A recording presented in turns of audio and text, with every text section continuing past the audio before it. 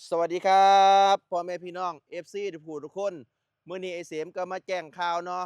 ว่าไอ้เสมได้ลาออกจากงานประจำแล้วนะครับตัดสินใจกลับมาอยู่บ้านอยู่ซองเฮาอยู่กับไร่กับนากับสวนกับธรรมชาติครับเพราะว่าอีหยังครับมันเป็นจุดอิ่มโตที่ว่าจุดที่ไอ้เสมพ่อแล้วครับพี่น้องก็เลยตัดสินใจมาอยู่กับต้นไม้อยู่กับพืชผักเกษตรอยู่กับสวนครัวนะ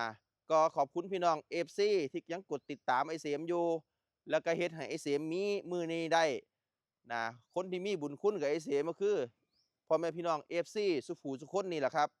นะก็ขอให้พี่น้อง FC ยังกดติดตามไอ้เสมอยู่เด้ออย่าเพิ่งถิ้มไอ้เสมไปไสนะคันผู้ใดกดติดตามไอ้เสมนะก็ขอให้มีแต่สิ่งดีๆเข้ามาขอให้ร่ำขอให้รวยขอให้โชคขอให้หมานขอให้มั่งขอให้มีเด้อพี่น้องเด้อ